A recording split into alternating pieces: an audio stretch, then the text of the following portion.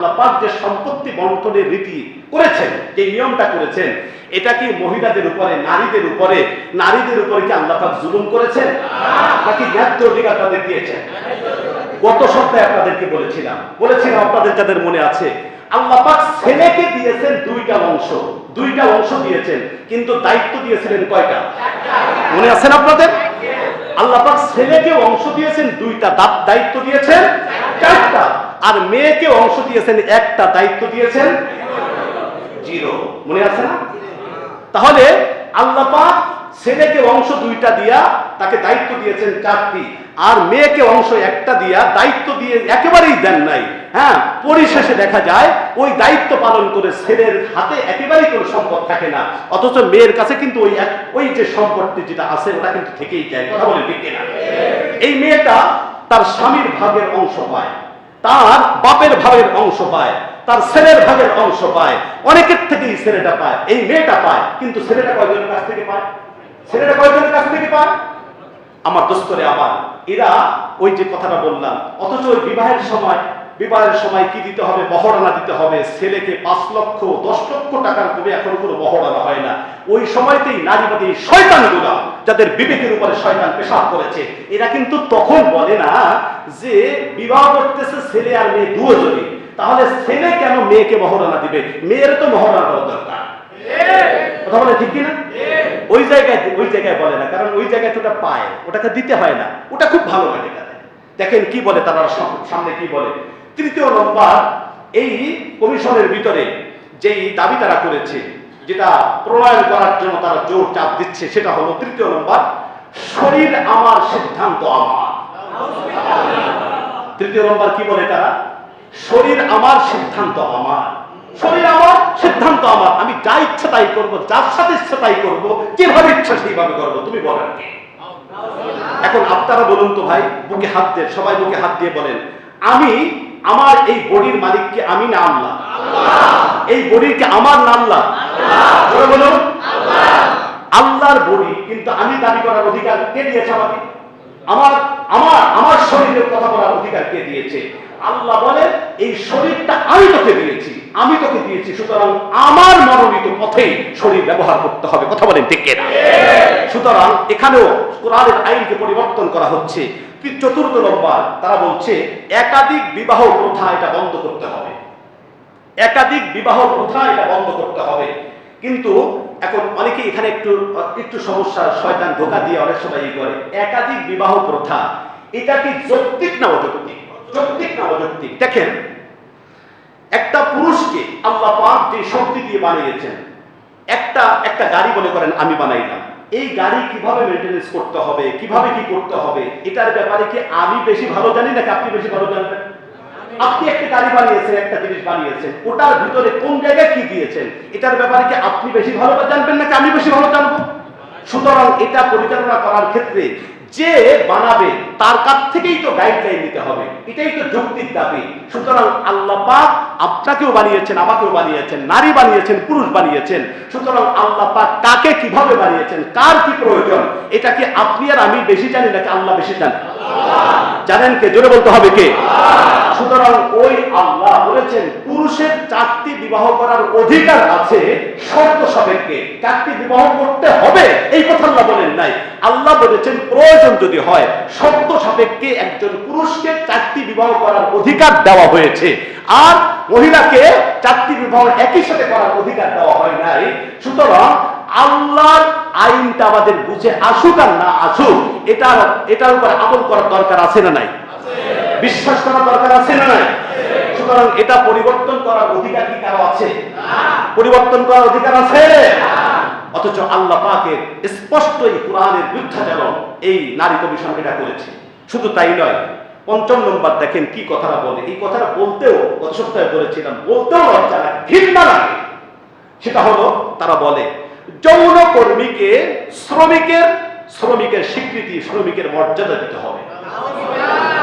যৌন কর্মী, তারা নামটাও পরিবর্তন করছে। যৌনকর্মী তারা কি করে? জেনা করে, জেনা ব্যভিচার এই শব্দকে তারা পরিবর্তন করে যৌনকর্মী। যৌনতা, খারাপ কাজ করা, জেনা ব্যভিচার করা, এটাও নাকি একটা কর্ম, তাকে কর্মী হিসেবে স্বীকৃতি দিতে হবে। আচ্ছা বলেন, এটা কি কোনো মানুষের কথা হতে পারে? কথা বলেন, কথা বলেন, এটা কোনো মানুষের কথা হতে পারে? আমি চিন্তা করেছি, আল্লাহ এটা হয় কিভাবে, এটা হয় কিভাবে? ওই আয়াতের কথা তখন আমার মনে পড়ে গেল যে আল্লাহ রাব্বুল আলামিন একটা আয়াতের ভিতরে কি বলেন দেখেন, ওরা মানুষ না, ওরা চতুষ্পদ প্রাণী, ওরা চতুষ্পদ প্রাণীর চাইতেও খারাপ আর নিকৃষ্ট, জোরে বলেন নাউযুবিল্লাহ।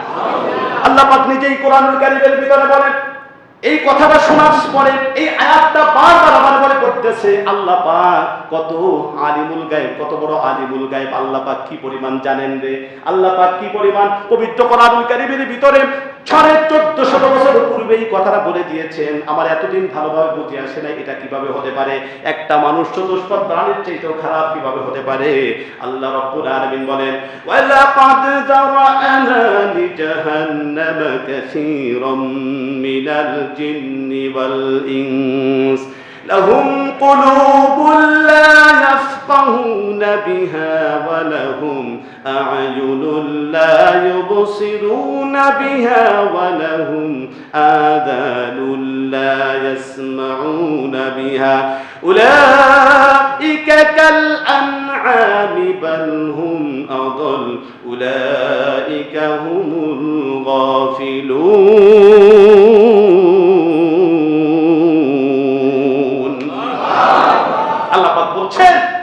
আমি জিন এবং মানুষের ভিতর থেকে অনেক মানুষকে আমি জাহান্নামের জন্য সৃষ্টি করেছি। হ্যাঁ, তারা এমন কাজ করবে তারা জাহান্নামে চলে যাবে। কারণ লাহুম কুলুবুল লা ইয়াফকাহুনা বিহা, তাদের অন্তর ঠিকই আছে কিন্তু অন্তর দিয়ে ভালো জিনিস অনুধাবন করে না। ওয়ালাহুম আ'য়ুনুল লা ইউবসিরুনা বিহা, তাদের চোখ আছে কিন্তু ভালো জিনিস দেখে না। ওয়ালাহুম আযানুল লা ইসমাউনা বিহা, তাদের কান আছে কিন্তু ভালো জিনিস শোনে না। তারা হচ্ছে, আল্লাহ পাক প্রথমে বলেন উলাইকা কাল আনআম, তারা হচ্ছে চতুষ্পদ প্রাণীর মতো। এরপরে আল্লাহ পাক আবার বলেন না, বালহুম আদল, চতুষ্পদ প্রাণীর চাইতেও তারা হচ্ছে নিকৃষ্ট, জোরে বলেন নাউযুবিল্লাহ। সুতরাং যারা এই কথা বলতে পারে যৌন কর্মীকে শ্রমিকের মর্যাদা দিতে হবে, আমাদের বুঝতে আর বাকি নাই, বলতে আর দ্বিধাবোধ করা উচিত নয়। এরা হচ্ছে কুত্তার চাইতেও খারাপ, শুকুরের চাইতেও খারাপ, শুকুরের চাইতেও খারাপ। কথা বলেন ঠিক? কোন মানুষের কথা এটা হতে পারে না। কিভাবে? প্রত্যেকটা ধর্মের ভিতরে এই যৌনতাটাকে, এটাকে নিষিদ্ধ করা হয়েছে, খারাপ চোখে দেখা হয়। কিন্তু তারাই 92% মুসলমানের দেশে কত বড় সাহস, কত বড় কলিজা ওদের আছে, ওদের কলিজা ওদের দেখতে হবে, প্রয়োজনে কলিজা বের করে তারপরে ভেজে ভেজে খেতে হবে। কথা বলেন ঠিক কিনা? কথা বলেন। আমার মুসলমান ভাইরা শুধু তাই নয়, তারা কি বলে শোনেন, কত বড় নিকৃষ্ট এরা। তারা বলে মাসিক অবস্থায় সহবাস করা যে হারাম কোরআনে বলা হয়েছে, এটা একটা কুসংস্কার, এটা বাদ দিতে হবে। কথা ঠিক না? মাসিক বোঝেন আপনারা, মাসিক আপনারা তো বোঝেন, এটাকে মেন্স বলা হয়। প্রতি মাসে মাসে মহিলাদের যেটা হয় 3 দিন থেকে নিয়ে 10 দিন পর্যন্ত যেটা হয়, এই মাসিক অবস্থায় শরীয়ত বলেছে ওয়াসআলুনাকা আনিল মাহিদ কুল হুয়া আযান ফা'তাসিলুন নিসা ওয়া লা তাকরাবুহা হাত্তা ইয়াতাহুর। কোরআনুল কারীম বলে, ওগো নবী, আপনার কাছে যদি এই মাসিক অবস্থায় কি করতে হবে অবস্থায় যদি জিজ্ঞেস করে, আপনি বলেন এই অবস্থায় যেই মিন্সগুলি বের হয়, যেই ব্লাড যেটা বের হয়, এটা হচ্ছে একটা নিকৃষ্ট জিনিস, এটা হলো একটা পচা গান্দা একটা জিনিস, এটা হলো ক্ষতিকারক একটা জিনিস। সুতরাং এই অবস্থায় সহবাস করা যাবে না, তাদের কাছ থেকে দূরে থাকতে হবে। এই বিধানটা কার? আল্লাহ। এখন তারা বলে যে না, এটা হচ্ছে একটা কুসংস্কার। আল্লাহ পাকের বিধানটি কি বলছে? কুসংস্কার, এবং এটা বাদ দিতে হবে। বলেন এদের কি করতে চায়? আপনাদের কি, আপনাদের কেমন লাগে? আমার তো শরীরের ভিতরে রক্ত গরম হয়ে যায়, আমার মনে চায় এখনই দৌড় দিয়ে যায়, ওদেরকে ধরে ধরে প্রকাশ্যে ওদের গর্দানটা আলাদা করে দেই। আমার তো এটা মনে চায়। কথা বলেন ঠিক কিনা? হওয়া উচিত। আপনারা বলবেন হুজুর উস্কানিমূলক কথা, আপনারা বলেন এটা কি উস্কানিমূলক কথা? নাকি ওরা আমাদেরকে উস্কানি দিয়েছে? আমরা উস্কানি দিচ্ছি নাকি ওরা আমাদেরকে উস্কানি দিয়েছে? তারা উস্কানি দিবে ওরা, আবার আমরা যদি এটার বিপক্ষে কথা বলি তাহলে আমরা নাকি উস্কানিমূলক বক্তব্য দেই। এই কথা বললে যদি উস্কানিমূলক বক্তব্য হয় তাহলে একবার নয় 1000 বার এই উস্কানিমূলক বক্তব্য দিতে এবং কাজ করতেও আমরা রাজি। কথা বলেন ঠিক কিনা? শুধু তাই নয়, দেখেন পরবর্তীতে আরেকটা কথা, আরো অনেক কথা আছে কিন্তু সময় যে সামনে যেতে যাচ্ছি না। দত্তক নেওয়া বাচ্চাকে গর্ভজাত সন্তানের মতো সুবিধা দিতে হবে। দত্তক নেওয়া সম্পদ, মনে করেন তার সন্তান হচ্ছে না, অথবা কোনো জায়গা থেকে একটা সন্তান নিয়ে আসছে, নিয়ে আসার পরে এখন তাদের দাবি হলো যে গর্ভজাত যে সন্তান, নিজের যে সন্তান, ওকে যে পরিমাণ সম্পদ দেওয়া হবে, অধিকার দেওয়া হবে, ঠিক তেমনি ভাবে দত্তক নেওয়া সম্পর্কেও ওই রকমের, ওই সন্তানকেও ওই রকমের সুবিধা দিতে হবে। নাউজুবিল্লাহ একটু বলেন। এটা কিন্তু ইসলাম সমর্থন করে না, এটা সমর্থন করে না। হ্যাঁ, তাকে আপনি এনেছেন, সহযোগিতা করেছেন, তার দেখভাল করেছেন, এটা কি খারাপ না ভালো? এটা ভালো, আপনি সহযোগিতা করেন, কোনো সমস্যা নাই। কিন্তু রাষ্ট্রীয়ভাবে গর্ভজাত সন্তান, তাকে তার যে অধিকার আর দত্তক নেওয়া সম্পদের সন্তানের যে অধিকার, এটা কি সমান হতে পারে? এটা কোন বৈজ্ঞানিক, কোন বিজ্ঞানী এটা বলে, কোন আকল এটা বলতে পারে যে দত্তক নেওয়া সম্পদ আর গর্ভজাত সন্তান? আমরা এই কথা বলি, হ্যাঁ, তাকে আপনি সহযোগিতা করেন, তার দেখভাল করেন, তাকে আপনি যা কিছু দেওয়ার ইচ্ছা করেন, কিন্তু রাষ্ট্রীয়ভাবে সমান অধিকার দিতে হবে, এটা আপনি কোথেকে পাইবেন? কথা বলেন ঠিক কিনা? এখন সব কিছু মিলাই আপনাদের কাছে কি মনে হয়, এই নারী বিষয়ক সংস্কার কমিশন, এটা কি, এটার বিরুদ্ধে আমাদের কথা বলার দরকার আছে না নাই? আন্দোলন করার দরকার আছে না নাই? রক্ত দেওয়ার দরকার আছে না নাই? আমরা ডক্টর ইউনূসকে বলতে চাই, আপনার ভালো কাজকে আমরা সমর্থন করি। আপনি যখন এসেছেন, প্রধান উপদেষ্টা হয়েছেন, আমরাই কিন্তু আপনাকে বাহবা দিয়ে আসতেছি, আপনাকে সহযোগিতা করে আসতেছি। কথা বলেন ঠিক কিনা? কিন্তু মনে রাখবেন, আমরা সবকিছু বরদাস্ত করব, কিন্তু ইসলামের বুদ্ধাচরণটা বরদাস্ত করব না। আপনি যদি এই নারী বিষয়ক সংস্কার কমিশন যেই প্রতিবেদন দিয়েছে, এটা বাস্তবায়ন করার কোন পায়ে তারা দেখান, কোন যদি কৌশল আপনি অবলম্বন করেন, মনে রাখবেন, যেই মুসলমানেরা, যেই বাংলার মুসলমানেরা এই আগস্টেই বিপ্লব করেছিল, আন্দোলন করেছিল, রক্ত দিয়েছিল, যদি আপনি এই সমস্ত বিষয়কে বাস্তবায়ন করার চেষ্টা করেন, অপচেষ্টা করেন, ওই সময় যদি আবারও আন্দোলন করতে হয়, আবারও যদি যুদ্ধ করতে হয়, রক্ত দিতে হয়, বাংলার মুসলমানেরা কিন্তু আবারও আপনার বিরুদ্ধে লাঠি ধরতে আমরা বাধ্য হব। কথা বলেন ঠিক কিনা?